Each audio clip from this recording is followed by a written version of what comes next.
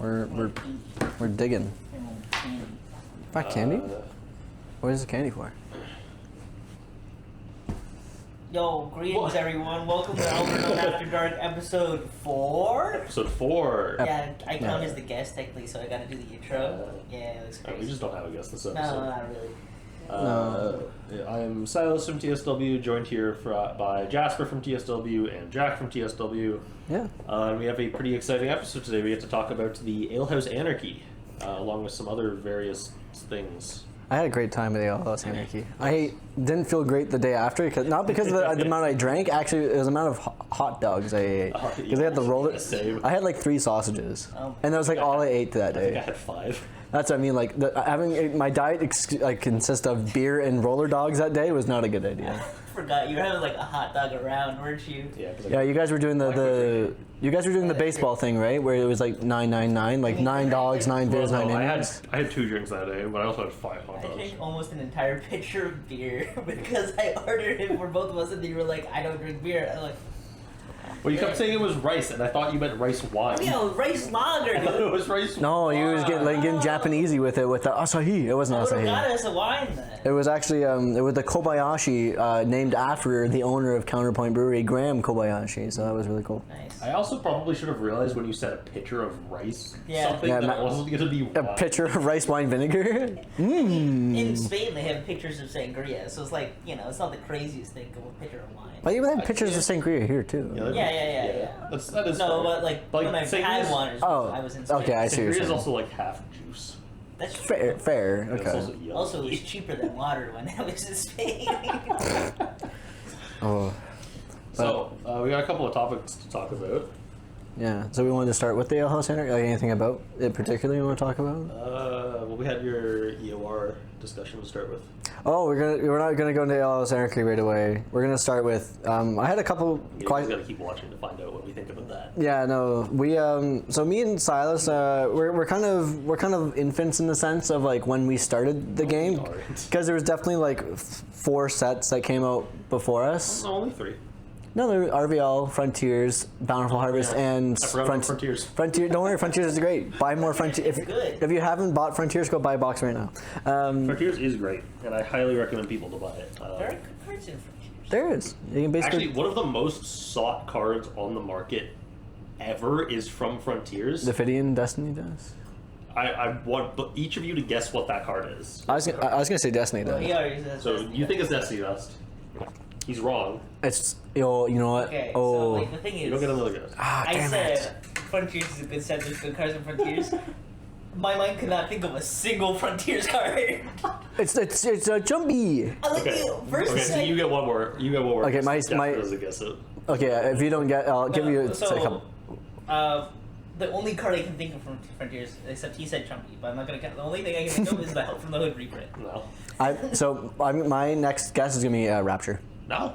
God damn. You're all wrong. What's the- Actually, it's Windmill of Corpses.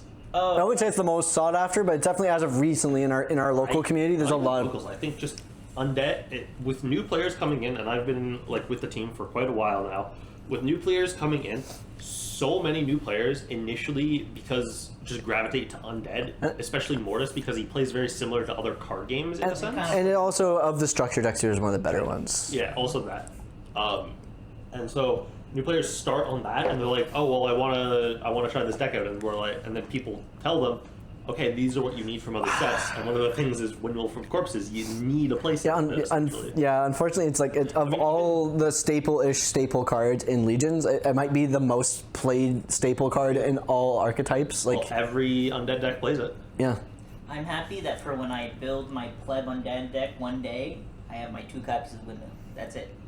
Oh, you might want a third though. Your list you made only had 2. So Oh, what list was that? the Stick and Bone list. Oh, well, that's because you're on Malady to start with. You don't need 3. Almost every Undead deck is playing some amount of Windmills, and because Yeah. a lot of our established players just don't open Frontiers anymore, and a lot of new players then they're looking for chase cards don't open Frontiers, especially because Frontiers only has 4 chases, right? There's only is it 6 or? I thought it was only 4. I think it's 6. Might be 6. Well, so there's Rapture and Fortress, Destiny Dust. Destiny Dust, Aphinian Effect, Boundless Riptide, and Louis. Oh, I forgot about that guy. Well, that's not an exalted. Right. And also not a playable card. Yeah, I It's a forgot about chase. it. Okay. I guess it's a chase. And also Ophidian. Okay, there's 7 chases and I opened frontiers. 2 of them. That must be I'm a nice. lucky guy. Yeah. But yeah, anyways, so originally why we sparked this conversation because saying me and Sylas we started during EOR. Like we basically So started. I started about actually like less than 2 weeks after EOR released. Yeah, and that was a couple months After. I think after. Like I started in Gen Con. No, you Or started Breakout, sorry. Yeah, Breakout. So that you were 5-6 months after that. Yeah, so I was quite a bit afterwards. So like I didn't get to experience like when I was getting into the game, my experience was EOR forward. I mean, I started on Mortis, but like don't get me wrong, there was some cards from RVL I was playing. Yeah, so we were both very EOR forward in our decks. We don't know what the meta. Well, we've heard stories of metas before, but we don't really know. Like we don't really know what. Well, I was also just really thinking about like cards I play and like what cards would I not play. Like the other day I was like, what did Michael do before Cerebral? What did he do before like having Zadikyo? I was like, Mortis. What fuck? Mortis didn't have Esmeralda. Before EOR, Michael didn't even have Bart. That's what I mean. It's like Helios. yeah, like there's so many of these cards that are like almost like the de facto you need to play. Well, before EOR. Oh yeah, he was. It was called Capsule Control. Okay. Yeah, or wasn't it like You just loop Capsule and you put counters on, and you, like in that kind of meta. So if something had 5 or more holy counters on it, it was there. You could not get rid of it. Yeah, that's fair. There's a lot less send and eradicate at that point in the meta, I would guess. Yeah. And also, I think what Jackson and I can't really appreciate as much, the game was just a lot slower back then. Yeah, because that's why actually I really appreciate you being here because you did play before Oh, yeah. EOR. The only deck that could probably kill you pre-Veil Pierce was a very dedicated Prometheus deck or a Sharn deck. Yeah. A Sharn boards that like they had basically everything. Yeah. Yeah. Well, Ex- Sharn didn't actually get anything in Empires, did she? Oh, she got Zelfatork. Zelfatork, yeah. And Zelfatork's cracked. Got Zelfatork's crazy, Zelfatork, but- also very underrated, I think, in the discussion of best exalteds. Zelfatork's fucked. Yeah. He is pretty fucked. If you get hands on one, it's a pretty good one. Yeah. But yeah, so the discussion I wanted on the table today was because now that Pleb's been more of a thing and people are doing more brewing than ever with decks, especially because now there's all these older cards that people are revisiting with all this brewing. What's a card pre-EOR that you wish saw more play? Oh, pre-EOR. Yeah, so like not during EOR, like anything but like before EOR. So we're counting RVL, Bountiful Harvest, and Frontiers. Like Oh, I what? didn't think about that at all. Then. Like- I thought about EOR cards that you wanted to see. No, the EOR cards always see play because they're in every deck. So like I'm I thinking. thought of 2 really good EOR cards that could see play and play. No, it happens when you read the discussion points. Well, I'm illiterate. You should know that. Yeah, we're all kind of all illiterate. illiterate. Like I know one. I'll start the conversation because I think for a while I was considering this as a sideboard card. Is Time for Harvest. So hear me out. All these decks are eradicating things and sending things to the discard pile. The clause to activate Time for Harvest. Actually, no. It's just, I think it's. No, Time for Harvest. It's a bounty fortified. It says you can activate this card only if 5 cards have been eradicated this turn. So, and you can only do it on your opponent's turn, right? But it says put 5 cards from your opponent's erad back into discard, and cards can't leave the discard pile. So even like accidentally, like even decks like maybe Mortis, right? Where I'm going to do my Slowbit Grim. I've eradicated 2 cards. If I eradicate another like 3, I eradicated Camillus. If 2 more cards get eradicated. Like let's say I Gardens for example, it's now live. Not that I would ever use it in that instance. I'd bring it in against like the Titan decks, Maladies, even Castile. So it's like suddenly now I've locked your cards in that zone. Like they're in timeout for a turn. Like, it also has no resource commitment to it outside of like the kind of hard. Like I will say a lot of cards before because you did mention it's a lot slower. A lot of cards I find have more restrictive clauses to be activated, right? Like. This card, if it didn't have the clause of erratic, like up to 10 cards. it's God, okay. yeah. So like if this is basically like a reverse Ephemedius in a way, or because instead of back in the deck, it just goes in discard. Yeah. Like if this didn't have the restrictive clause of like 5 cards have to be eradicated, I think this card could see play. Like if it didn't have that clause. Yeah. I got a couple actually. Yeah. First off, all of the cards that I want to talk about have to do with demons. Which is just coincidental. The first one that I want to talk about is a card specifically to counter demons, actually. Okay. Harvest Moon. Oh, like the one that changes the parish to draw card, right? Is that one? I think. Harvest Moon, I think. Can you search up Harvest Moon? I can't remember exactly what it says. Toolbox. Or is that? Oh, it's when it's in your discard pile. You can eradicate it to draw cards. Yeah. Yeah, you pay like 10 to consume or something, or 20 to consume the draw card. Yeah, it was basically what we had for Shatterstar before Shatterstar existed. Yeah, it's Bounty Shatterstar essentially. So like Ono makes you discard a card, you discard Harvest Moon, and then you get free card draw. It seems good against Ono. And actually, I never played this obviously, but I heard pre Empires and pre all the like campaign promos with like Provoke New Thoughts and all that stuff. This was actually used a lot in sideboards to deal with Ono. Ono being one of the big scary decks that she was back then. Harvest Moon. So I'll tell you about Harvest Moon. It's all play in specifically orcs. Yeah. Because you could discard it, and then you could draw cards later. You could discard it and then draw 2 cards, because orcs wasn't using their consume for basically anything. True. Yeah. And they were playing Serena.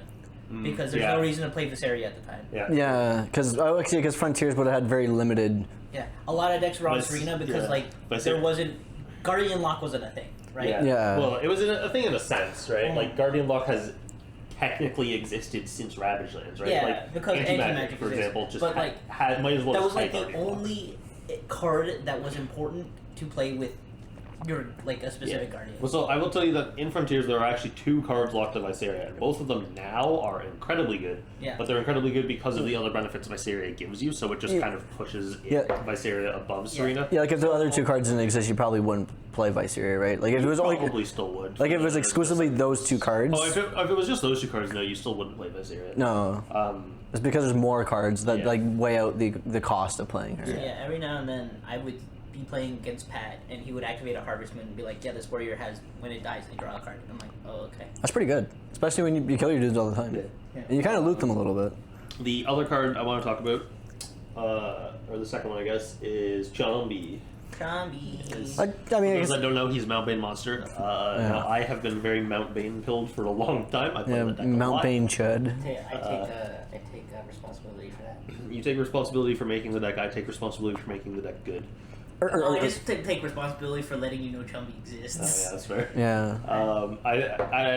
My deck was bad. He interacts with things in a fun way. I think he's a cool card. Also, his art is fun, and I like calling him Chumby. Yeah, that's one of our few nicknames. I think that, like when Mount Bane fully gets supported, I think it's like a pretty solid hitter. It for what even right now, I've been doing fairly well with it at our local scene, and we play at Chimera, which is one of the more competitive local scenes. Yeah, because like the very baseline, he says deal 3 damage to your opponent's board, which I mean could just clear an entire board of blockers. Yeah.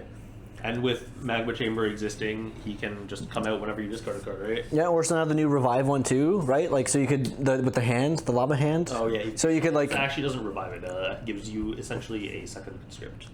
Well, which is perfectly fine because then if you had a 2 Chumbies, you could go conscript from hand, do the second one, you've dealt 6 to the board. Like most boards are like dead. That card is Evocation from Lava. Yes, that's what I'm talking about. Yeah, so that card says when it is first activated, you may target a Mount Bane or Lava card in your discard pile and put it in your hand. Perfect. And then once per turn, it says discard a demon card and conscript a Mount Bane or Lava warrior.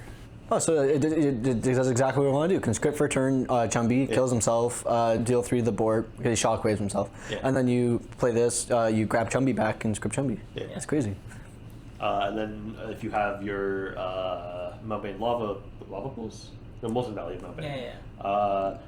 Your board gets +6, is it? +5? +4. +4 to all your dice. Yeah. And that deck is real good at putting warriors out. Like, is there like unlike pleb? Like, could we? No, could we, not playable in pleb. No. I mean, could we just like play 2 Chumbies just to have like an anthem live on like? So we don't have to like if we don't steal our opponent's stuff. No, we could, I don't think it's good enough. Probably not good enough. Like, give us a couple more Mount Bane cards, and I think it could be. I would say Yara down would have to be Treasury if you want to go for that line. Yeah. That makes sense. Like the problem right now is that Mount Bane already is very top end because there's. Well, I guess we also haven't really got any like bottom end really. I can't. Magma Chamber, Fallout, Rapture.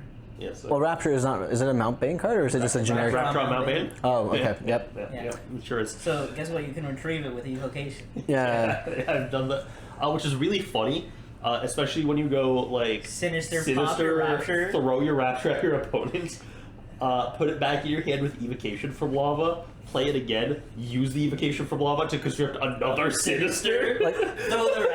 Like if there's anything I want to see come out of Mount Bane as an archetype, I want it to be blowing its own stuff up. Like, because doesn't Fallout do that too? He blows up one of your like face-up axe or face-up So you Mount don't Bane sacrifice cards. any Mount Bane or lava card to put himself back in your hand. Like that's what I mean. Like I want to see like evocation almost be like the extending or like chain piece where like, oh, Fallout dies, kill my already in play invocation, play the other invocation. Do the thing. Yeah, there's already some really cool stuff you can do, and it's just going to keep getting better. I'm already a big fan of the archetype, and I'm really excited to see where it goes. One last card. This is kind of one of my pet cards that kind of fucked some people up a while ago. Whoa. I am actually one of the ones that pioneered this card and the way it is used, and that's Walking Through Fire. I was gonna say hope for it. Yeah, isn't that the one that like gives the 2 parishes, right? Yep. So nobody was playing this card before I kind of looked into it. Now it is not archetypal, so you just have to draw into it, but that's typically not a problem. Just to say, it's a very small fringe play in like early metas. But especially after Empires came out, there's a card that says called Release the Fallen Fiends. It's consume 15. It chooses 2 Fallen Warriors out of your deck, and then they die at the end of turn. And then Walking Through Fire gives one warrior 2 parishes, one that says I draw 2 cards, one that says you discard 2 cards, and with Mammon and Retrieve I can do it multiple times. So it's like a pseudo end of days, especially if I'm going first. But it's about upside too, right? Because I mean the only downside is that I guess you don't use a lot of consume though otherwise, right? Well, because it uses consume, right? Yeah, it's 10 consume, which is like pretty the deck minimal. definitely can. Yeah, I guess now with like Paradise Found. With Paradise Found, Swift Warriors, like that kind of thing. Especially in the Mount Bane variation that I play, definitely can go through consume. True, but I guess you could just be a little less greedy though. Like if you do it once or twice, you're ripping 4 cards to draw 4 cards. It's also like typically demons are playing either Serena with the safer version of the deck, or Abigor with the more fun and not cowardly version. So like 80 AP is kind of hard to go through. Yeah, and like even that entire combo, 15 for Release the Fallen Fiends, 10 and 10 for Walking Through Fire. Or even if you discard Release the Fallen Fiend, it still gets the death effect because it just says it just gets 1 every deck. It does only get 1, but like the purpose being is that it does say if the card any warrior conscripted by this effect at the end of turn dies. So it's pretty gas. My one card I want to say, I don't think I've seen it ever. If this is you say it because I'm seeing you look it on your phone right now. I'm like, this card, I actually love this card. I actually had it in my side decks for a little bit of time, and I just didn't see success with it, so I took it out of my side deck. Now, it's honestly, it's not that good, and you don't want to. So, cost of admission is a bounty fortified act that says as long as it's face up, each player has to pay Bloodborne 5 whenever they conscript or revive a warrior to the field. And then you pay Consume 5 at the end of... specifically only your turn. Your turns. Yeah. So it's only 1... To keep it up. Yeah, which is a pretty low cost. Yeah. Honestly, a pretty low cost. Especially if you're on Magnolias? Thinking... I just, it's not that good, but I think it can see play against certain decks, and I should see play against certain decks. Because Bloodborne 5 is a lot. So it's not a small amount to pay for every warrior you have to put out.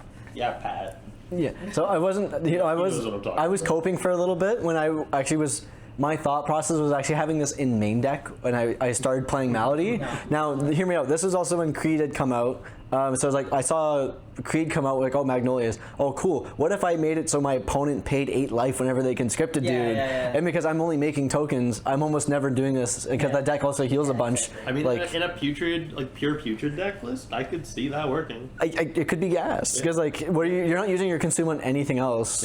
Quite literally. In the pure deck when you're not running Hyacinth. What are you consuming? Nothing. You would maybe use the consume effect of Bugman. I mean, even if Bugman. I have 2 Bugman banners upstairs actually. That's awesome. Even if you're on Hyacinth, you're grabbing Magnolia, which replenishes the consume. Yeah, you get 2 turns of if you have because also it's not limited to how many you can have in play. You could have in theory 3 cost of missions. You can only control 1 field. Oh, okay, it's limited to 1. It's smart. You can't be playing Bloodborne 15 per warrior. Now. I'm only bringing up this card because I am currently building a deck, and it's been on my mind because I'm just like, it's the next deck I'm gonna build. Yeah. This is what you've been playing recently? No. Oh, okay. This is a secret tech. I am really thinking about putting this in Pure Magi. You know what? Because But there's like 3 Magi Warriors. there's like 3 Magi Warriors. No, and there's 4 now. if so the whole point of Magi is like you have limited warriors and you don't have a good way to get them out. So it's obviously I'm gonna have an amulet. I'm gonna tutor out an amulet through Maravin's Ancient Text or through Maravin the Guardian at some point. So I'm putting out warriors. I'm like, oh Jasper, you're putting out all these warriors, you're gonna pay a bunch of bloodborne. But you know who has recovered 10? Cornelius. Cornelius. And then you kill the Cornelius, he grabs back himself and another guy. And that's like, oh, those 2 guys, you have to pay bloodborne 10 for that. Yeah. But then Cornelius pays for that. Yeah, true. It's free. Yeah. So I guess it's like Lauren's paying and I'm not paying. And I was like, the big downside to that is that tech uses a lot of consume already, buddy. No, hear me not out. if you have an Empress out. Or if you have your amulet too, right? The amulet would make it free. Actually, you know what's funny about this too? Because it's paying bloodborne, you actually get is it bloodborne or damage? Bloodborne. Because then so if you are like if you're on by the devotion, so really Exactly. you're actually going more up on health than you think, and if your opponent's not on the devotion, they're paying the full 5. Yeah. Exactly. Actually, wasn't there a time when Thomas was playing Orc Burn?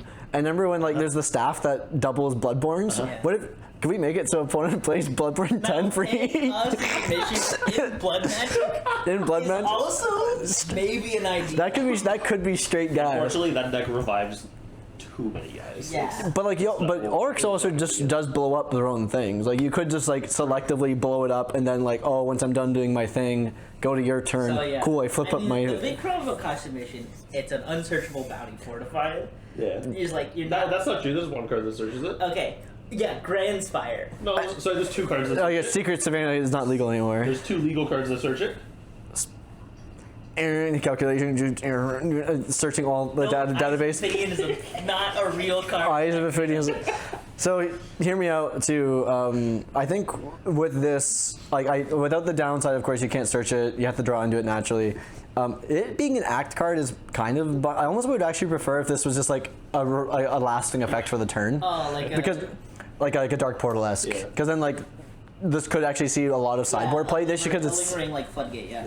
because someone. Honestly, though, if my opponent eyes an Ophidian and the card they search out of their own deck is cost of admission, Do you I'm scoop? conceding. Yeah, you have to Fine. scoop. Yeah, like you Really? can't do like Okay, everyone, put that in your decks now. Yeah. You get free wins against Cyber. yeah. You also need to find an Ophidian dust and resolve it. But That's pretty funny. I like cost of admission. I think it's There's actually 1 more card I thought about that I want people to resolve more. From pre-EOR. Pre-over. Yeah, the card is Angelica's Generous Nature. I've seen the card. I don't actually know what it does because there's too many words on it. so close to ranking that card in road decks. You don't understand. You know why I want people to play that more? Why? Because it makes me win the game. The I one time, one of my friends played Rogues, he was like, this is my last ditch effort to do something. And then he domed himself And for he 10. domed himself for 10 and killed himself. And I'm like, okay. is there also there's actually another card I'm quite fond of. Now we're talking about bounty things are older. There's that one not Magic Promenade. It was one of the Moonlight cards though.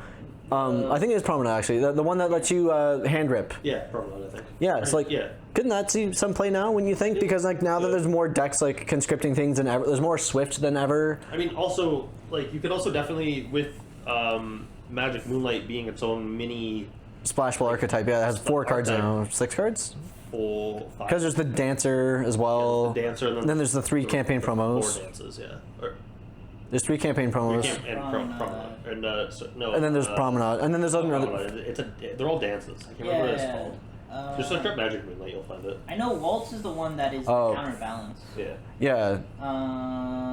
It's Waltz, Sonata, and Barado or Bolero. From your hand. What's this one? Waltz is the counterbalance. Oh, Promenade. Promenade. Yeah, that's the one I'm thinking of. The hand rip. Okay. What? It doesn't do anything. Yeah, it's a hand. Yeah, it does. What do you mean? It's not a hand rip. Yeah, I thought it's if your opponent conscripts another. Oh, or am I thinking of a different one? I know there's one of them that it checks. Oh, how many did your opponent? It's not a campaign promo. The one I'm thinking of is, has your opponent conscripted a number of dudes this turn? Like, if it's 2, you get to take 1 card out of their hand. If they conscripted 4 dudes, maybe it's just... You're thinking of a totally different Maybe it's a card, I magic think. card. Not like I'm MTG cards. I honestly don't know what I think the archetype is magic. What does it do exactly? Rip Warrior? Yeah, so if their opponent's conscripted 2 warriors this turn, you can take 1 card out of their hand. Like, you see their hand and you take 1 out. And then if they conscripted 4 warriors this turn, you take 2 cards out. So I don't know. I don't know if Magic is actually its own archetype though. No, ever since Path got slam dunked, I don't think. Well, not even just that. I mean, even when Path was a thing, like Magic wasn't really its own archetype. There's Magic Moonlight. There's like 3 different Magic archetypes. There's Magic Mask, and there's Magic Void. Yeah, like it's Magic as a whole. It's like connecting there for like. There's a little bit, yeah. I think Magic almost like reminds me of like the 10th Legion, right? Like it has so many like sub archetypes within its like encompassing name that it might as well just be like its own Legion. Merryman, like there's technically a Magic Warlord now is Merryman, but he's specifically for Magic Mask. Yeah. So like the situation would be then that in theory there's Magic Moonlight, like there's a Magic Moonlight person, right? There could be a dancer. There could be a Magic Void. Well, sorry. She's been named. Yes. Well, I know the dancer card, like the warrior, if that's what you're talking about. No, there's like a main character for the Magic Moonlight. That's pretty dope. Aggression? Yeah. No, that's pretty dope. But yeah. See that one? No. Yeah, no, Named on a bunch of cards. She's featured on Haunted Labyrinth, for example. Yeah. Yeah, like it seems like an interesting archetype because like it almost reminds me like Flesh and Blood-esque, where like there were certain cards that did extra effects if you played one with a specific name before it. So like, oh, I do Bolero, but like, oh, if I destroyed one that was a fortified act before that was Moonlight, it did an extra effect. Like it reminded me, any Fab enjoyers, any ninja players, you'll know what I'm talking about. Katsu ninjas specifically, but yeah. I think we can talk about the tournament. Talk about the tournament. You know, there was no time for harvest at the tournament, and there also wasn't anyone playing Alehouse at the Alehouse Anarchy. Yeah, so actually, we were very wrong about their matchup matrix, our speculated attendance. Yeah. I know this was a preface this, 2 people didn't play. Yes. Yeah. So we lost out I on. almost subbed in. Yeah, and then it was a whole thing. So 2 people didn't show up. Gin representation. So it was what, 12 instead of 14? There was 12 instead of 14, and then there was also a lot of like last minute switches for decks. Yes. So our top 4 was fairly normal, I would say, kind of similar to what we predicted. It was.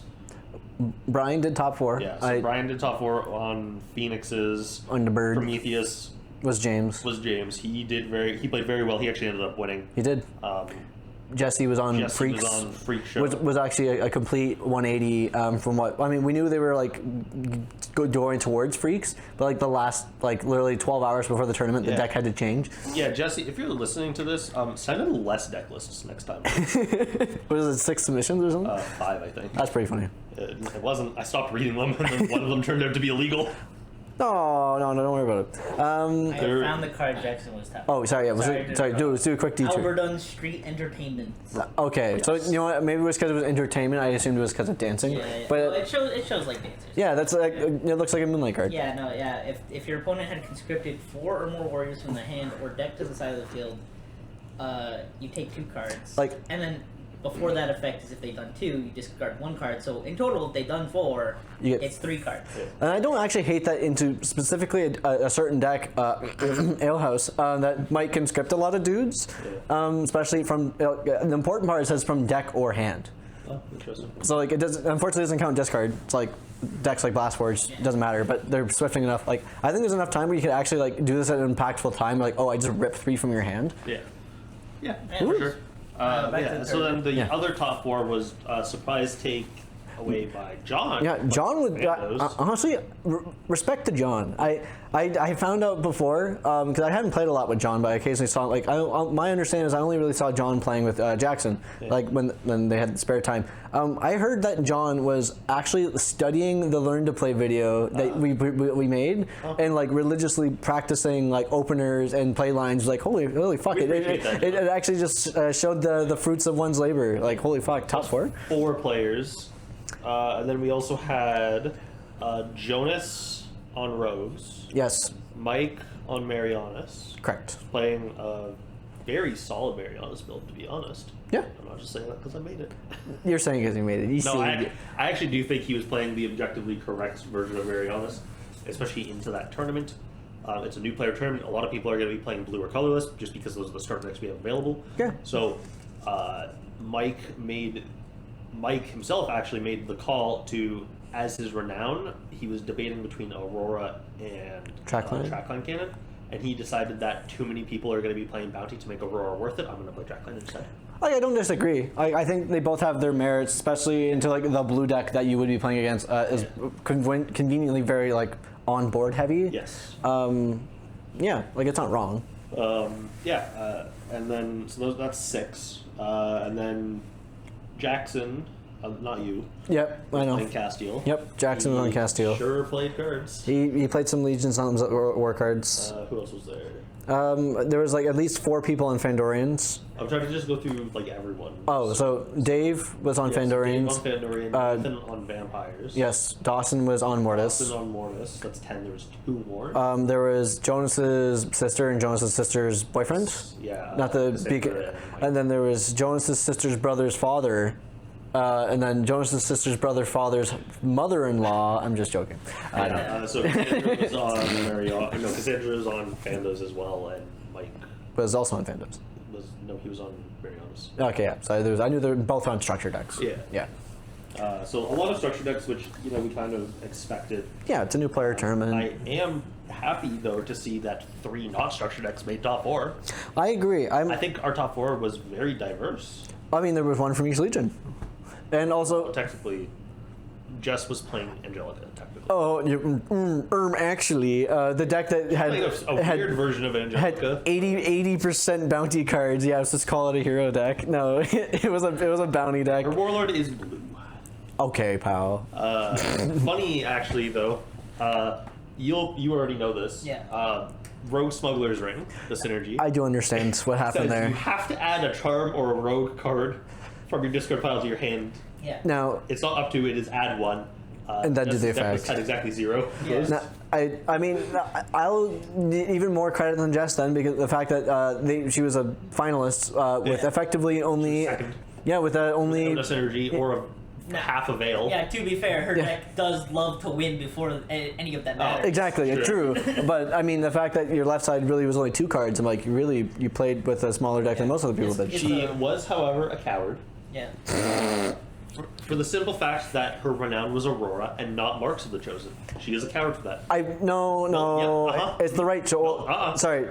So if that makes Jess, does James not also become a coward for picking Topaz Amulet as his renown? Oh, I thought that was just a well-known fact at this point. Yeah. Obviously. I mean, it's the objectively right choice, generally speaking. Like, yeah, you could argue yes, Alyssa, yeah, but Topaz Amulet, it's Topaz Amulet is the right choice for. Is the best Titan one. Actually, to play. I think Topaz Amulet is the right choice for any Titan deck at the moment. Well, maybe not Gaia. You might. No, it's the right choice for Gaia. You just also shouldn't play Gaia. You shouldn't play Gaia because on our tier list on episode 2, she's in Do Not Play. Because even if you play Erebus, you're not really She's getting. in Dragon Tier. Dragon tier, yeah, you're right. Because dragons are Do Not Play. Dragon is the Don't. one. The dragon is actually. I don't know. I think Magic Mask might be even worse. Actually, at least no. You can just play good bounty cards. Yeah, you just play the good bounty stuff. Like you can't really play the good. So just win with that Sheller. Believe it or not, also in the bounty Magic Mask deck, they also still have access to Magic Wishing Well. Yeah. Yeah, I mean, you could. I can't actually argue. I think dragons is just effectively the worst. Is Pincushion a renown or a rare? Rare. It's a rare The only cards they lose access to are spinning wheel. No. Oh, sorry, dressing room. That's the one. They lose access to dressing room, which sure. Monstrosity. Faces, Monstrosity, Many Faces, and Freak Show Pro. Okay. Don't get me wrong.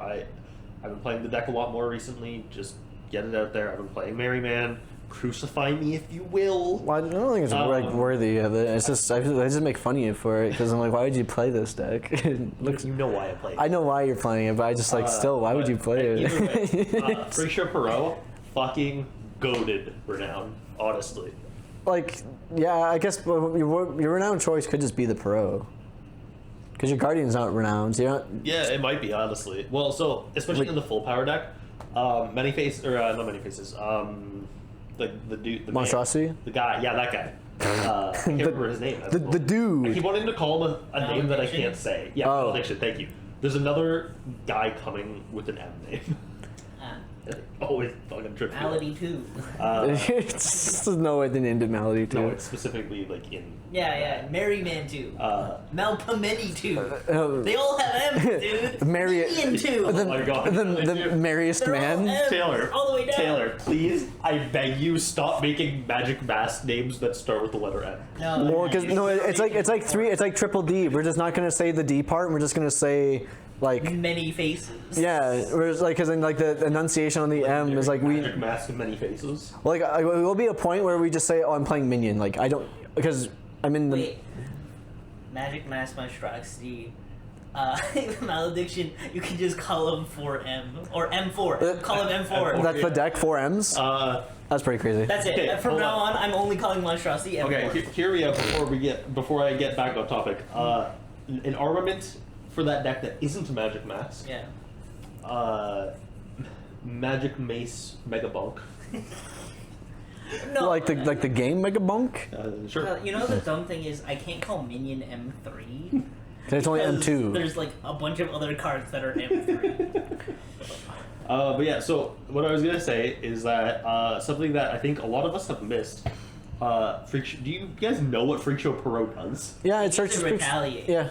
It does more than that. If it's Yeah, attached to a freak yeah. show thing, when it destroys a warrior, they have to pay 5 like the opponent player I'm plays. pretty sure it also makes them a Freak Show, doesn't it? It makes the warrior. Yeah, it makes- It might does it make it an Yeah, addition? that card is just a static. It makes the warrior a Freak Show. See, that is weird because all the other masks don't do that. They check an archetype, Yeah, not can like. you double check that? I'm Yeah. pretty sure it does. I think it has to be attached to a freak show to get the extra effect because all the other ones check archetype and then the extra effect. I think No. So it's now a freak show, gets retaliate, Okay, so- and Yeah. it's just a normal effect. Doesn't have to be a freak show. Oh, okay, so- if it destroys a warrior by battle, all They pay. players pay +1/5. And because you're Merriman, you don't pay. Because it's a mask, They yeah. do. So, So- and then the bin effect lets you search for freaks, right? If, not relevant. no, you're not doing it. No. So Malediction equips all masks onto himself, ignoring conditions. Which I don't know why he ignores conditions. That's really stupid. Imagine for the future. I mean, Piero doesn't have a condition on him. It doesn't matter. Yeah, the Jester's Regalia does. You can make Malediction fucking huge size, dude. I mean, we always has been. Oh Right? no! Like huge size. Like I'm talking 30 power. Eh. Yeah, you can't get shockwave. Regalia says +1 for every 2 masks on him, Oh right, yeah. but And- he just puts both of your like he So puts it's- 3 Regalias on himself. I don't know, man. Dies the Doomblade is all I'm saying. Yeah. Yes. I love that argument. Dies to murder. Oh boy. However, so Malediction equips everything onto himself, Sure. right? He gets huge size. He Yeah. puts 2 Perots on himself. Yeah. The Perot effective when it kills a guy. Oh, Regalia's a rare fuck. Yeah. Okay. Perot's effect when it kills a guy, all players play Bloodborne 5. Yeah. Can stack. Yeah. So Not now keyword, it just does it. It just does a thing. just 10. Yeah. And then 3-Eyed Dark lets him attack 3 extra times. Yeah. So I mean, I guess the way to play around. Get 40 plus retaliate. Yeah, I guess the way to play around this is you just don't put a warrior out until like you know you can like swift out a Echo Tech or something because I have no clue how that deck wins through sideboard hate. But Yeah. So is that what you do? You think you just sideboard Echo Tech into this deck? Does it? no, because then I just let him live and just stick 2 3-Eyed Darks on him, and you're still taking 24. Why am I taking the 24 if the darks are on you? No. He's gonna just move the Oh. to the Echo Yeah. Tech. Echo Tech, yeah, I guess, but then I have like 8. I can still like kill. I'm not like taking No. a gazillion. No, like But- there's probably ways to just like you just let the deck do its thing. And you just like watch them do their thing. I'm thinking Yeah. about Merriman. I think it's pretty more playable. I'm just like it's just like pincushion control. I don't know. Well, you're playing a slower game plan, and I think having like, the magical attack's actually super relevant because like being able to each turn like I'm threatening 12 damage if you can't remove your guy Just on. like Yeah. bad Magic Mask cards like Cart and Merchant. Well, just don't play those. Just don't play bad cards. Okay, unironically, Merchant is so fucked. I mean, doesn't he just- I think he should be played more. He's No. just minion number 2, I am right? currently playing Merchant at 3. And also, Merchant is a card before Minion EOR. at 1. Isn't that funny? Okay, that's fucked up. What do you mean Minion at Yeah, one? minion I think would So, arguably be better, but Nope, because Minion searches a Magic Mask arm card, Merchant searches a Magic Mask card. well, that feels like a potential mistake on original like, OG design, though. Merchant is fucked. Now, I will give the one thing though that is nice though compared to minion over merchant. Merchant, yes, finds most of your archetype, yes, but minion also immediately puts the arm That on. is true. So like you could in theory revive a minion off a Gone but Not Forgotten and on your opponent's turn and attach the mask there. But it's also just like Minion. Like I could definitely see playing 2 minions. I think 3 is too many. I would also agree. Probably I cut a can Merchant. see the idea. Well, 'cause you only really Two too. minions is too But like also Merchant's other parish Dealing damage, yeah. Yeah, It's a lot. I'm saying like It's so much. you're testing like a fully constructed Merryman deck. Yeah. I'm just thinking in the context of a pleb deck. Oh, Like, yeah. These are like definitely like the tools you want to be looping. Yeah. You still want to be on more minions. Oh, yeah. Yeah. Are we doing steadfast too? Because like, you would steadfast out. Actually, You would steadfast out your minion and your merchant. You would deal 10, and then your minion searches out your mask that lets you deal damage, right? Like, let's say it's the freak show one. The freak show retaliate gets think- +2. I'm gonna be honest. You're probably like hurting for playable cards in a pleb Merryman So deck. fuck it, we'll just put steadfast in anyways. in- I mean, it's the most. I'm putting steadfast in my constructed Merryman deck now. I think you should also put cost of admission in your constructed environment I'm not deck. doing that. No, I'm not gonna go that no, we are far. not playing Consummation in a magic match. Wait, how many times are you Put reviving? warriors on the field. Wait, how many warriors are you putting though? You're really like you're playing like 6 warriors. I can't comment on that because the deck I'm playing is. That's fair. I don't know. Well, I mean, like, you got merchants. and then you're playing malediction, like that's, and I guess maybe high as No, well. I'm in like pleb. Oh, in pleb, you're playing merchants, you're playing minion, and you might play the bounty hunters because they just search I don't themselves think you out. play the bounty hunters. I think you just play a bunch of warlocks and bounty. I think like Yeah, that's fair. Warlocks Warlocks are or pretty good. sunrises. Oh, Yeah, sunrises you are play good. sunrise and bounty likely. If anyone has a sunrise, I'm looking for some. By Yeah. the way, Which ones? Anime ones, right? anime ones. No. I only have one. I mean, I don't hate. A bunch of like OG sunrises. I remember when that was a hard card to get because she was a promo. I have like 10 promo ones and like 30 trillion not promo ones. Well, they were recently in the structure deck product, so. They were also just in Empires. Yeah. Oh yeah, I And I've guess. opened like 40 plus boxes of Dude, Empires when at this point. I was so happy when Ecrotech was in a promo card. He was everywhere. He Oh. was rampant back in I couldn't imagine. Yeah, sorry. Slightly back to our conversation. How the hell did you guys ever deal with like super aggro decks without Ecrotech? I know that Vulcan. Well, Vulcan was a higher count, right? Yeah, you see, back then, Mists and Welcome were both at 3. Actually, sounds. Mists used to shuffle back from discard. That was To be a. honest, because the game was slow, we weren't on it. Like we weren't on. No, it. that's fair. We were kind of like on like 1 or 2 copies each, Yeah. but like we weren't on it that much because games are slow. Well, I could also see you playing like 1 Mist, 3 Welcomes. Yeah, something like that. Well, because Vulcan would just go +1 too, right? Yeah, Welcome just cantrips itself. Welcome's so busted. Oh, I back in can't the wait day, for Ryan Welcome to playing be his not a problem. Ryan playing Bib decks when Trader District was still a thing. Fuck, dude. Okay, so you weren't around for this. At the first actual BFG I played in, not the first Siege, this was a Yeah. few months after it, people had just found out that Viv plus Trader District was fucked.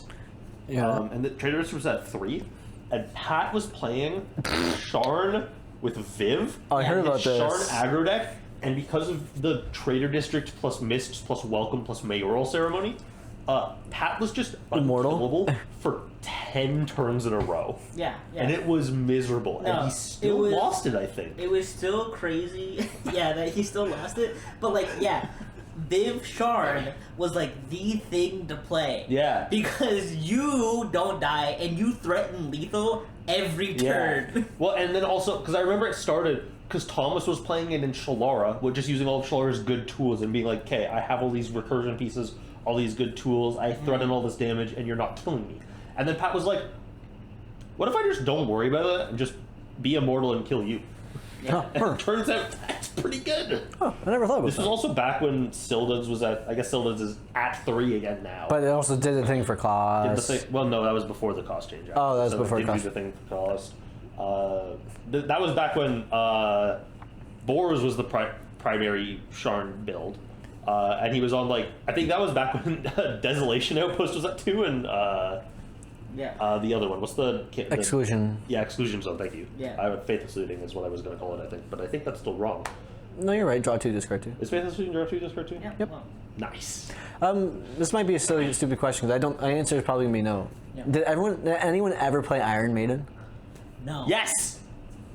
Me. Okay. Okay, but- So, any good players that played Iron Maiden?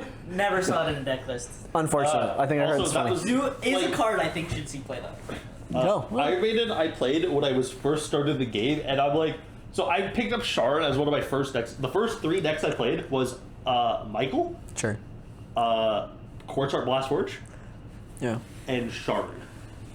Yeah. And the only reason for that is the first deck I bought was the Michael Structure deck, and my girlfriend was playing a Nautilus at the time. I recall. And then I immediately moved to Quartz Art because Taylor is a very good Quartz Art player, and I learned a lot from him. Sure. And Sharn because Pat is a very good Sharn player, and I learned a lot from him. Yep. However, at heart, I am a control player. You are a stinky control player. So when I see a card like Iron Maiden that is a hard control tool, my brain just goes hee hee hee. Because doesn't the warrior stay eradicated? Yeah. It's not even eradicated, it's just under the maiden. Yeah. So if the maiden goes to discard, do they fall or to the discard? No, it just goes back to your opponent's side of the field. Oh, so that's bad. That's terrible. Well, that's funny though. Yeah, it was not good. It's a weird rule. I don't think I ever won a game with it in my deck. Also, when you remove a warrior on the field with it, they draw a card. They also do get the keyword then when the warrior would come back into play. Yeah. Oh, that's hilarious. Yeah. The card's Yeah, the card's not good. So speaking, actually, you know, I think there's a slight divergence from the Alehouse Anarchy because I remember a few people were asking me like, oh, how do I play the deck? I don't have the high rarities, and I anecdotally usually compare it to my very first deck list I've ever played. I'm like, this thing is hot ass. Yeah. But I was able to top 4 at a tournament with my very shit dog ass list. I mean, so I was gonna ask as a follow up, what was the worst card you guys included in your first deck ever that you played at a tournament? Like the worst card you ever played. Hold on, I need to look up. Yeah, can we do? I guess go. I think the Thomas. answer to that is back when I was playing Resistance. Oh my god, that sounds so gas already. Continue. When Resistance was playing. honest, Maybe the weakest, because the deck was honestly it was pretty solid and stuck together. I think it's still solid now, but we just don't have any There was believers. cards that I was playing that were out that crazy to play, right? It was literally just see help from the hood. Were you playing hood?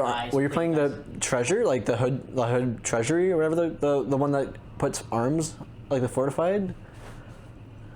I don't know. The structure deck one. It's a structure deck fortified. Probably not. And it's if you're talking about spoils or something, no. No, that's what I was But I'm gonna be honest. I think the worst card I was playing, and it was still kind of decent, was Kurmtar or whatever, the Retaliate Resistance Warrior. Oh, the guy with the shield and the spear. Yeah. Oh, I know. It reminds me of the lurch. I'm he did literally nothing else other than be a Retaliate Warrior. Actually, you know what? Sorry. A Resistance Retaliate. He's the skeleton with the shield. He's that's him right there. He's the resistance guy. This is the fucking warrior. Okay. So back when I first played Michael, this was not started at Michael. I had looked at the ban list. I removed the ban card at the time. I think it was just the Veil Pierce card. Makes sense. And I was like, I want to build this deck. I like playing control. Yeah. I like removal. I'm so excited to see what this card is. Do you know what Priscilla is? The Angel of New Beginnings? I do actually, believe it or not. No. I played 3 of them. That is actually straight gas.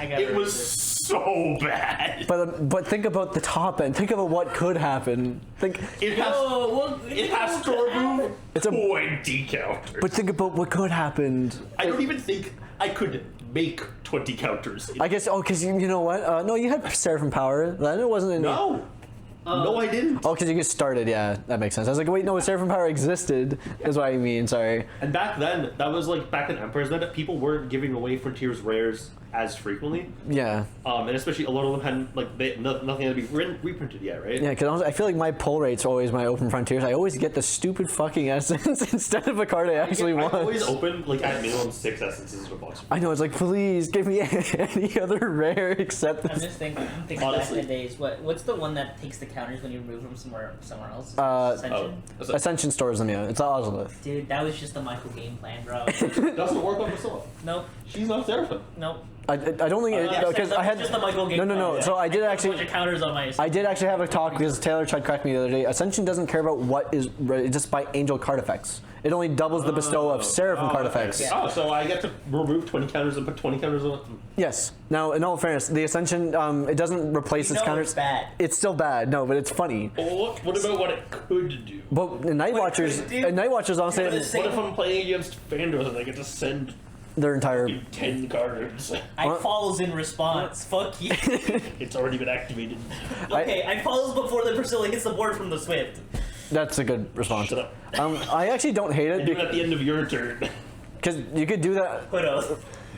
Your zones are locked. I did my other Priscilla. Myself? Yeah. No! You literally did that yesterday. But hear me out. Because I was in such a winning position, I know I could. Hear me out though. If your opponent's hood-oathing a Priscilla, I think that's a win in its own right. And then I just swift out second to Priscilla. Okay. I think in a Night Watcher build that doesn't sound terrible because It still does, actually. Also, are you killing it at the end of my war phase before I have a chance to Does that have to die? Yes, it's a parrot. That's why I'm saying the Night Watcher might be relevant because you can use the shockwave. It's a parrot, bro. Okay, yeah. Never mind. That shit sucks. God. So the worst. So this is when I think my first BFG was at Nerds Cafe. I got like the starter bundle they offer at the cons with EOR. So I had like 2 boxes of EOR, Matt, whatever. I was able to get some trades. I traded some Exalteds away. So my first deck, my renowns I had was the Field of Floating. I had 2 Esmeraldas, and my Guardian was not Meg Staria. My Guardian was Belladonna, so I could play my Doomfires. It was actually kind of gas because I could use my windmills to like on my first turn without having to conscript because I just kill the token to have it live.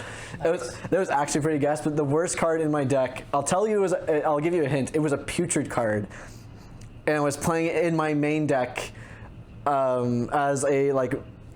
Copies 4 and 5 of a card I was playing in my main deck. Rotting Lake Putrid.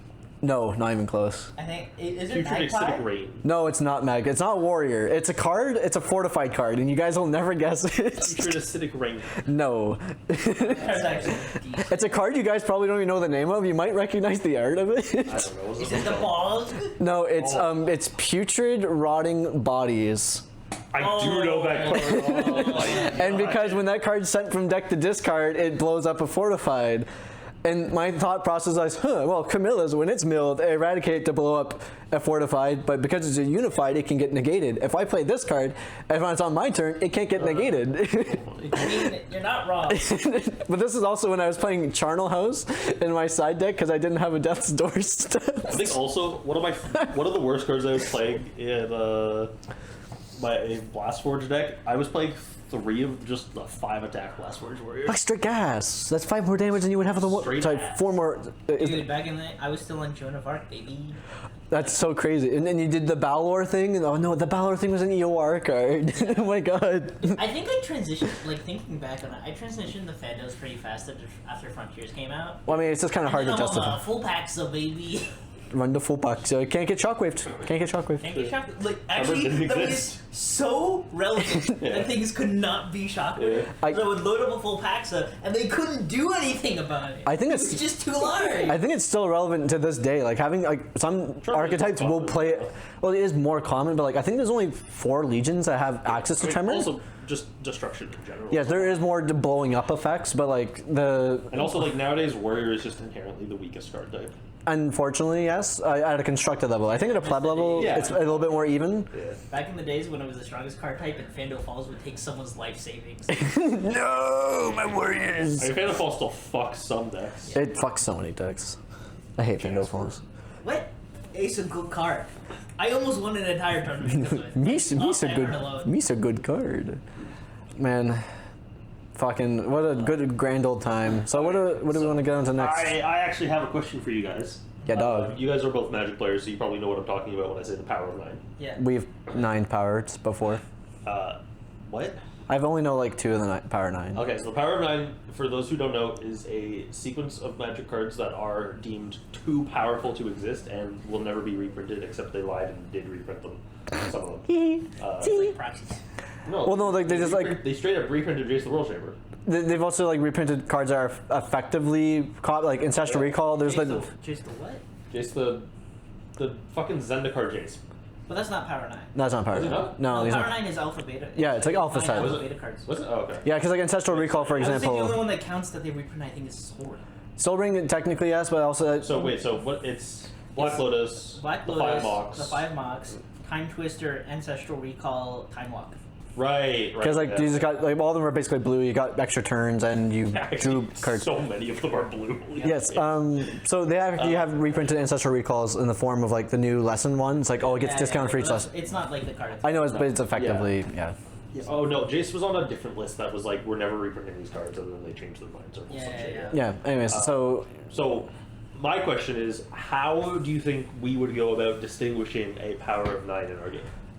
I think it would have to be well if we're starting right now. Like what would be like if we had to Like, so, what's our power 9? What is our power of 9, and what makes it that? Well, I think maybe I think ours has to be a larger number because I think having the Veil Pierce effects, like I don't think we're counting those because they're banned and they will never like be unbanned. right? True. I mean, Like but Lotus is banned. yeah, I was gonna say all of the Power 9 though are also not unbanned Like, the only they're banned thing to pay everywhere. them is the vintage format where nothing is banned, right? Yeah, and that's a But so, fake like, I mean, format. we're talking about cards that like see play still, because in reality, our game is still in its infancy.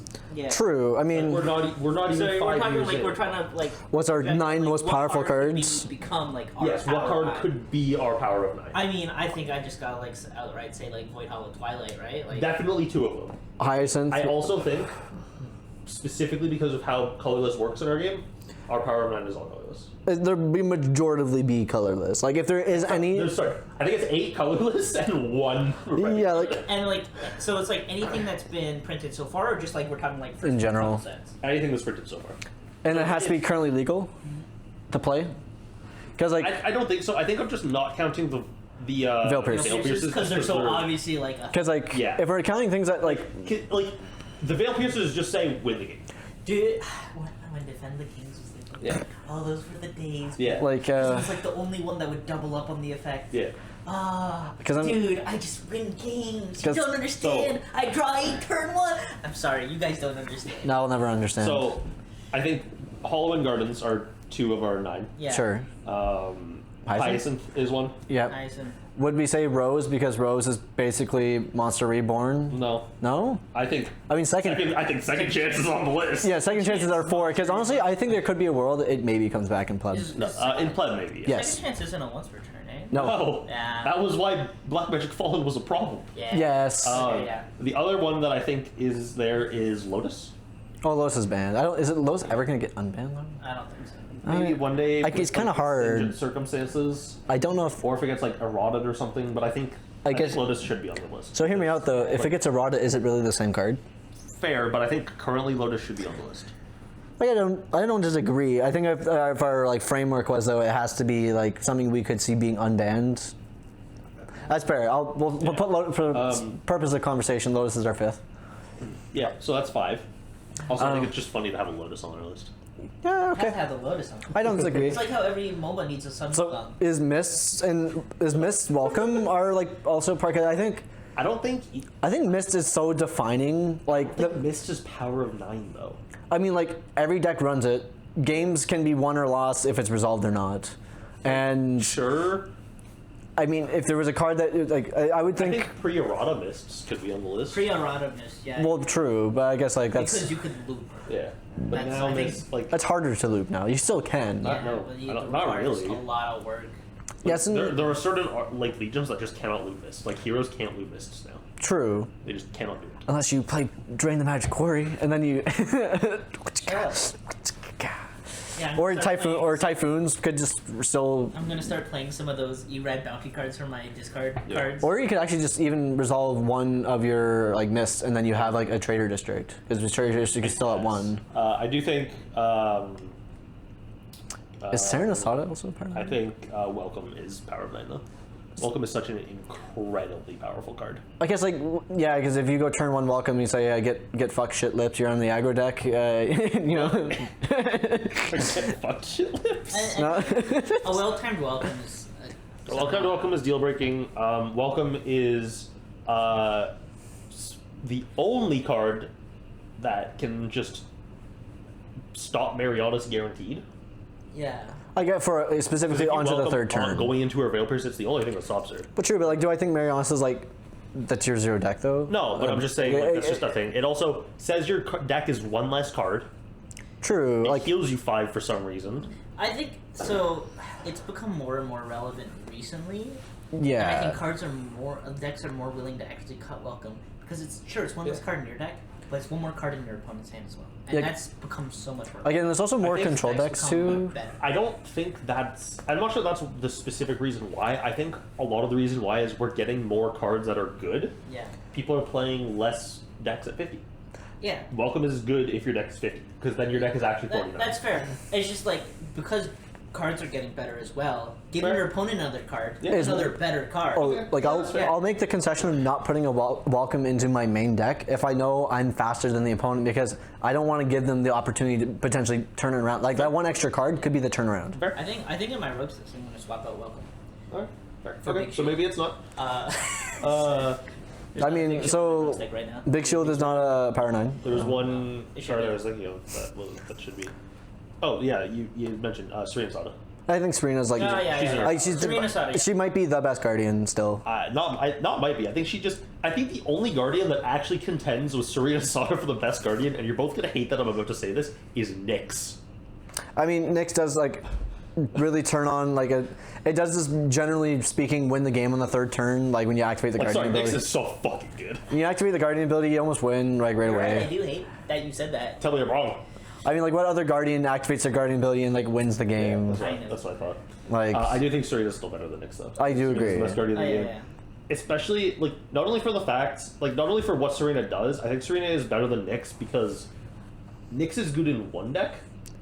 Well, yeah, can only Serena's good in any deck. yes. Yeah. Especially when now we get more Warlords too. There's more value for Serena because like maybe I've been thinking about playing Serena in Merryman even. Like this, despite their being, Yeah. you don't have a special action. You don't get the benefit. I guess you It get doesn't matter. I guess you get to sculpt your hand and more AP, but like you Yeah. lose out on like what I would arguably make Serena that strong is doubling up. I lose it on dressing room. I mean, true. I mean, sorry. Let me specifically in that deck. It won't matter, but like in other decks, like having the double special action Yeah. is For some of them, yeah. is super like Mortis, Prometheus. I mean, you wouldn't play Mortis because you need an undead. For example, even like Sharn. Sharn played Serena for years. Yeah. And I think, her special doesn't fucking matter. like the only Legion that wouldn't consider Serena is Heroes.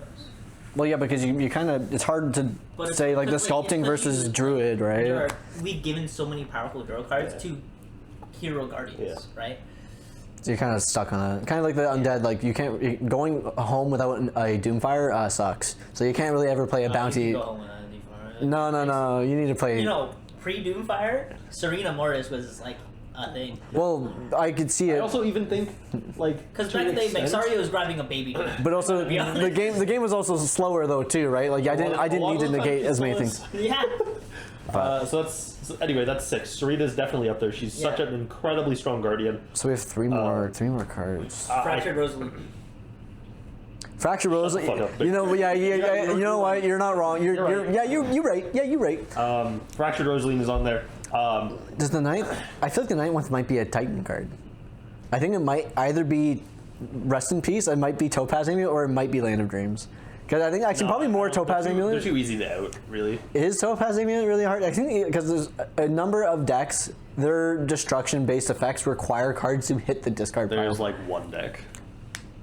There's like, I mean, sorry. Well, also vampires like Bond. Bond only triggers if it's sent to the discard Okay, pile. so Topaz Amulet specifically fucks undead. Every other legion doesn't really kill that much. Dwarf, I mean, Blast Forge gets kind of beta cucked. Like, how do you do anything if you can't? You don't have like an onboard removal except for like I kit. don't want to put like bounce it. floodgates in the Power 9. Like, even though some of them can be like game changing. I will disagree with you on one card, which I think should be our 8th one, specifically of how fucked of a floodgate it is. Mechanism. I was thinking maybe Like- one just like old pill random like Void Collapse. But like You know what? Actually, I would probably agree with Void Collapse, especially with I think one of those two makes it, though. because like Void Collapse, there's more and more powerful warriors coming out, so Void Collapse just gets better. Yeah. Like- and again, this is old pill because I think it's just Void Collapse works with Serena. You have a high AP, you can be playing the negate. The negate also draws you card, and you're blanking like an entire I strategy. mean, also, like, I mean, I was even with a lot of the new Guardians coming out, like, just the past 4 Guardians we've had released all are 60 AP. so it means at least you can do one and still have some. That 10 AP matters. Yeah, Like yeah. I was trying to build a ethereal deck list with 2 of those Power 9 cards. I was trying to do Serenasada and Collapse because I was like, okay, well I'm not playing any on plays. I got all my parishes. All the good decks right now have So- onboard keywords. Yeah, I like Void Collapse over Mechanism specifically because Void Collapse also protects itself, right?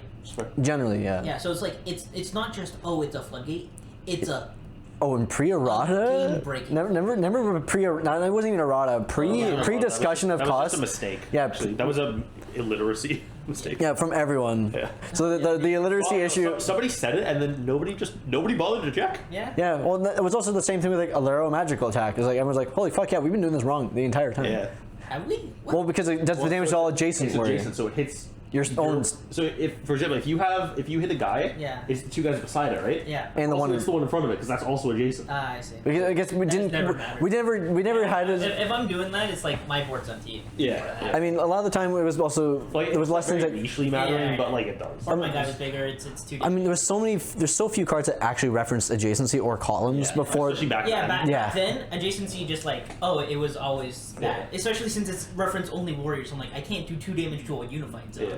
Yeah, so it's like it doesn't even matter. So I will say what I think the last power of 9 is because of just it's not a floodgate card. It's just an incredibly powerful card to the point that it defined a deck and got banned. Volax Documents of the Damned. Oh, you know what? Turns 'Cause- out the Demonic Tutor fucking good. hear me out though. Now, can you bring that up? What about Hope for a New Day? No, I don't think Wheel is good enough to be power of 9. Honestly. You don't think Wheel is like the Windfall is not good enough to be Power 9? No, I don't think it is. What's the one that bounces everything? Autumn, Flowers something? of Rainbow Autumn. That might be. I think Volax is the 9th one. No, Volax is really good. Yeah, Volux is fucked. Because like the other thing, what I thought when you said demon card, I'm like, oh, it's end of days, right? The Volux finds end of No, the days. specific reason Volax is the reason. Like search is end of days. Yeah, it searches end of days. Yeah. Turns out having end of days plus 3 Volax is just having Also, 4 end of days. it's fucking better Maravids, and it's like Yeah. Maravin, it's actually 2 Maravins because it can do the effect twice. yeah, it's crazy. No, Volax, I agree, crazy. It's like what +4 or whatever. It's 2 life for each effect, or sorry, 4 life for each effect, which is fucking trivial when you win the game. It doesn't matter or something. I don't Oh know. no, the demon deck is discarding cards. Oh no! It's so like at the end of the day, it's like a +6.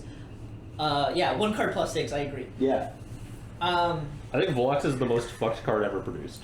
It's probably up there. It's definitely. I won't disagree. Especially like there are definitely Exalteds and Renowns that are better than Volax. Volax is better simply for the fact that I at one point could have 3 of them in my deck. yeah, 1 card I want to say Rainbow Autumn, but like it got banned before it could be crazy. Yeah. But if it was legal right now, just being like, I play this card, I reset everything. The problem is I don't think there's ever a world in which it could be legal. I Yeah, think it's too that's the thing. strong. But like I think like If we are talking about like a Power I 9. guess that Yeah, makes Power it 9. strong enough to be Power of 9. For So sure. I guess should we? a card So that's like what's could your? never see play in like current modern thing Yeah. because it Well, break that everything. almost makes me wonder now too. Like if it's a card that's that powerful, like should we? Can we reevaluate? Maybe like is like things like is Gardens really a Power 9?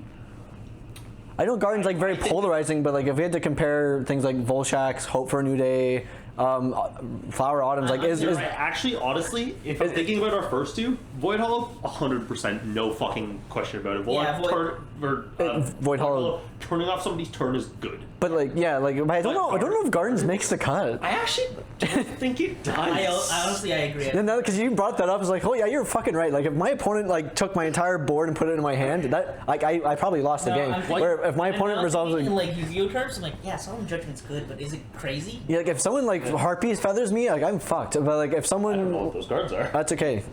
Yeah. But like to that point, like yeah. So like what I'll say about Magic Flowers of Rainbow Autumn is A, if I'm playing that in like a boards heavy deck, like it just resets my board. But if I'm playing that in a bounty deck, it just resets your board. Yeah, exactly. It's like that's not okay. No, No. like the thing is, it's symmetrical. So I'm like, oh, I get to reset my whole turn, and you lose every interaction you have. Is it even really bad though if you're not a bounty deck? Because like imagine the Titan player. Oh no, I have to pick up my treasures and then I get to play them again. Oh no, Yeah, I get no, to. exactly. It's a crazy card and deserves to be on this list. No, I fully agree.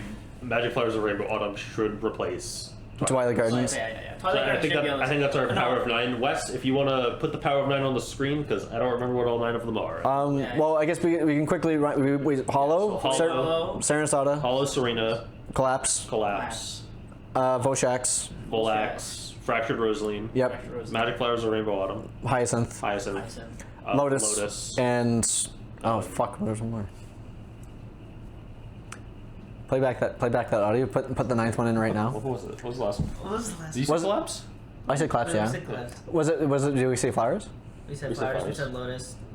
Second chance. Second chance. Yep. Second chance. Monster Reborn. Yep, almost Reborn. forgot. Couldn't forget Monster Reborn. Can't forget one. Notably, this card banned in this other card game for 20 plus years. Yeah. Might be good. It actually did come back recently though. Yeah, At one exactly. copy. One. It's not doing anything right now because no one's gonna play a random one of. Yeah. No. I mean, like, yes, in Yu-Gi-Oh, in our game, if it came back to 1, that would be No, in Yu-Gi-Oh, fun. it's like you can't play it because Yu-Gi-Oh, you have to do it on your first turn. If you can't search, it's nothing. In our game, we get a couple turns to see it, and we have draw powers. Honestly, I can't wait till I can somehow, I can't say somehow convince, like there's like some malicious intent behind it. I genuinely do think Second Chance could be at home at 1 copy in Pleb. In Pleb, yeah. Well, because like, Constructed, it'll never see. oh, it can't see the light of day in Constructed, no. But like, a lot of decks will play one of Rose in main or side just because it's just that good. So like, why can't we have our Rose equivalent? Yeah. Yeah. My Dia deck right now, I think, is playing 12 bounty 1-ofs. That's fucking nuts. Why would you do this to yourself? I guess like you draw a lot of cards. Jasmine's one hell That was a hell of a man. You know what? I love Smash. I love to smash. Like I'm playing the 1 of Arius in case I need it. I'm playing 1 Rose. I'm playing 1 Drain the Magic Quarry. That is actually straight gas. I said, you know what? That's probably another card that we can add to our list of pre-EOR cards that need to see more play. Drain the Magic Quarry. It saw play at RTR in one of the best decks there. True. I need more decks to be playing. No, it's only good in my deck.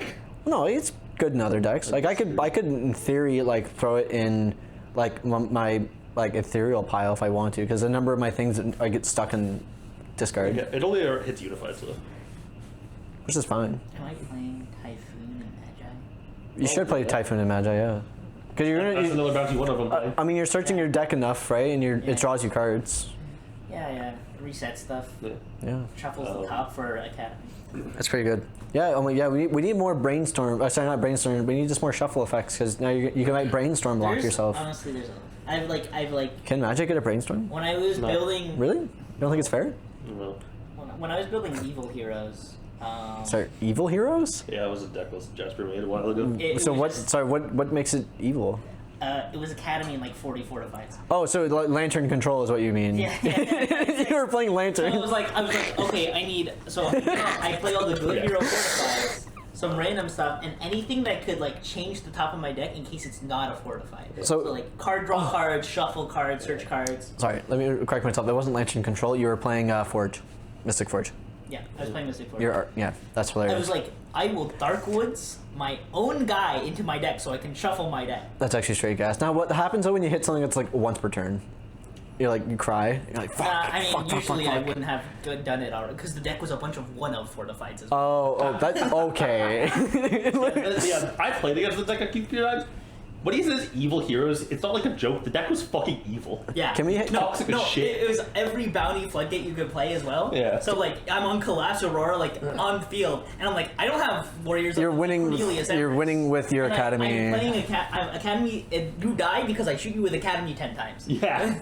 You know what? Speaking of shooting people for damage, tavern gambling, another one. Add to the list. I People should also play. want people to play more tavern gambling for the same reason I want them to play a Jonka's generous nature. No. So I want here, more games. no. Hear me out. You're I think that card is good. And it's not. You're like Playing Tavern Game. yeah. People are well like I saw it the other day. the Jin Chuds.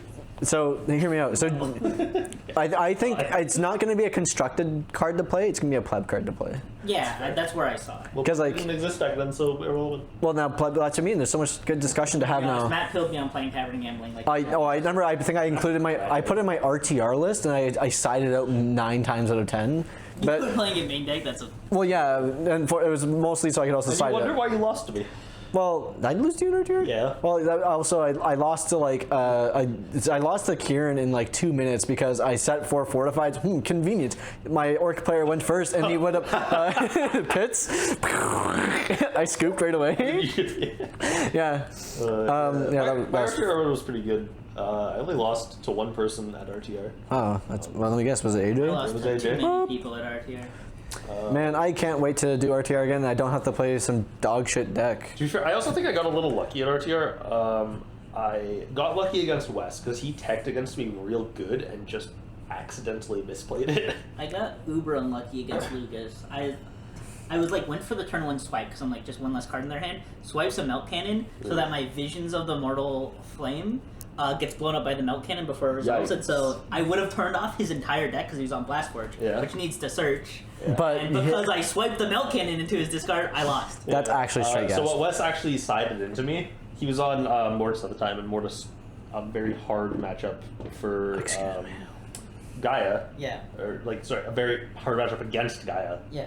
And this was after Kareen came out, so I had access to Topaz Amulet and Land of Dreams. Me and my homies hate that. So what he did was he teched in Boundless Riptide into me. Wild.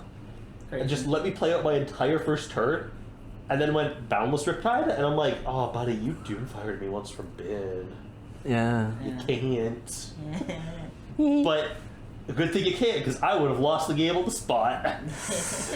Oh, is it because of Doomfire in play? Right? Yeah. The on play one's 20, not 10. Yeah. Well, but he was on a 50 AP Guardian, and Boundless Riptide is 50. Yep. Yeah, that's right. Yeah. Yeah. Any In general. consume turns it off. Wild. Yeah. Well, yeah, silly Wes. Yeah. That's okay. Silly guy. We love you, buddy. Yeah. I can't wait I'm to. always scared of Boundless Riptide, so. I haven't had it resolve against me yet. I think the card I am. Good into Gaia. And also into Drumluck. Yeah, I mean, two decks that don't actually see a lot of play, to be honest. Yeah. I mean, nobody plays Drumluck, and I play Gaia. I think we need more people playing Black Magic. I think. Disagree. No. Sorry, Nobody play Black Magic. Not more. I think. Sorry, this is more of just me a call to have more diversity at events. Because, like, for example, at the Alehouse Anarchy, again, this is mostly because the structured. Don't let this man gatekeep you. This is because it's a structured deck. Don't let any chuds or any like Wojaks say anything. Oh, you're playing that deck. Play whatever deck you want. You know what? Play whatever deck you want. I will complain about it. Play Wick. You know what? You can play Dragon's Den. Specifically, Black Magic and Pewter. Those are the only two decks I'll complain Feed about. off the tears of the people who complain. Yeah. I'll still beat you. Play your cost of admission in your pure Malady deck. I won't complain though. I will. Yeah, you're a bitch. Yep. I would be. Imagine the next pleb event on the 1st of Kingston. Imagine if The 1st of Kingston. the 1st of Kingston, yes, not the 1st of March, but it's the 1st of Kingston. If at March 1st, and the Kingston pleb event that's coming up. Imagine if there's like, because we currently have 19 warlords. Sorry, 21 warlords. 21, yeah, 21 19. Okay, no.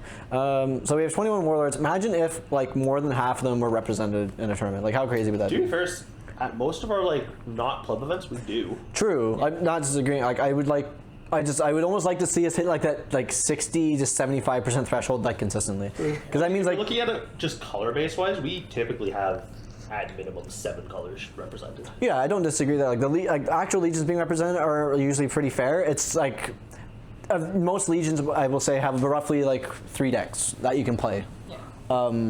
That have like enough fleshed out archetypes. Yeah. So like if there's in theory of each of those legions, like 2 of the archetypes get represented, like that looks really good. Yeah. I will say, like, even as we are now, compared to some other games, like, there's a One Piece regional... Oh, yes. Are you playing Emu? No. Are you playing Ace? You're not playing One Piece. The top 16 was 2 decks. Yes, it was just 2 decks. And even then, of the top like, 16, only like one of them... I think it was 13 Emus and 3 Aces. Yeah, that was bad. Or like for a while, actually for 2 now back-to-back sets in a row, even though after massive bannings, Magic's had a tier 0 deck in the same colors. Yeah. Hilarious.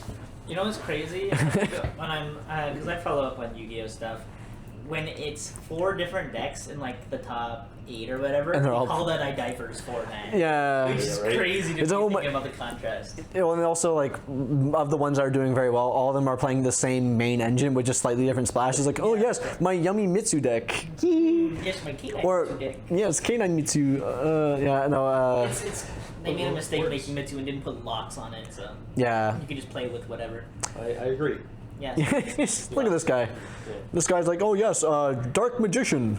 Luckily, I'm not bad enough to play they're at Dark least Magician. I put aggressive top with 3. ban It lists. draws 3 additional cards from my deck. Yes. Throw one dice. Hold up. The card's not legal. Dark Magician's legal though. You can actually play Dark Magician. Actually, it's an actual deck, like Blue Eyes. It's actually getting support in the next set. Yeah. What? Yeah, DM's kind of okay now. Yeah, like it. Okay. It does. It just recurs a lot. It recurs the Dark Magicians. Okay, sure. Jam like Blue Eyes does the same thing. It's like, oh, I have my big beat dude. I just keep bringing Blue it back. Eyes was meta. Blue Eyes like Yeah, because of the structure deck. One deck. Yeah. So Yeah. I actually have a segment I want to talk to you guys about. I can't actually answer this because of the nature of the segment, but I want to ask you guys. Okay. I'm going to go through a list of archetypes, yeah. Oh. and I want you guys to tell me what you want for that archetype. Okay. Hey guys, Editor Jasper here. We recorded over 2 hours of footage for this podcast. We're splitting it up into 2 parts. So I'm just doing the outro here. Thanks for watching. Make sure to like, comment, and subscribe, and all that cool stuff. Look forward to the next episode in a week or 2, where we discuss potential cards we would like to see for each archetype. And another last thing before I go is that I am very happy to say that Team Shockwave is now officially sponsored by Swashbuckler Games. Sylas will tell you about a nice promo code that can get you a discount on their website. And don't forget to use code TSW10 at checkout on swashbuckler.com for 10% off your singles orders.